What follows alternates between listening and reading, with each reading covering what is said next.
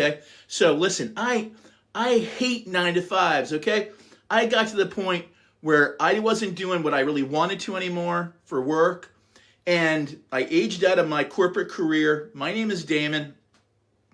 I spent over 30 years working in corporate America. Guess what? I was actually online. I first went online in 1998.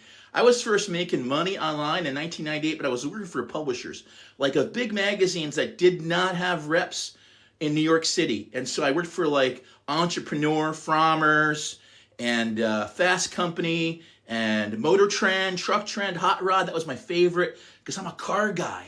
I'm a car guy. So 1998, 2000, 2001, I was representing magazines that did not have a staff to represent them for digital, okay?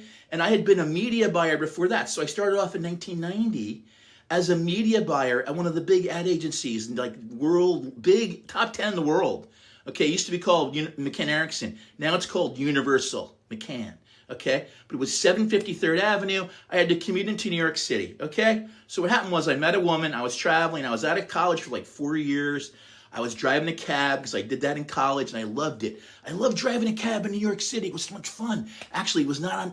Actually, in New York City, it was not a yellow cab. It was on the edge where I grew up in one of the commuter towns, 30 minutes outside New York City, called New Rochelle, New York. And I drove for the biggest cab company there since 1920s called Bluebird. Bluebird Taxi. We just called it the Bird.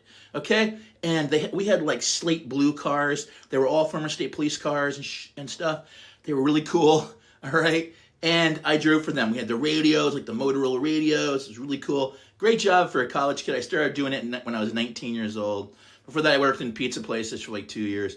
And I was like, I found out I could make like 8 times the money driving a cab. Plus, I could drive around, and there were a lot of side benefits to driving a cab in those days in that town, which I will not go into right now.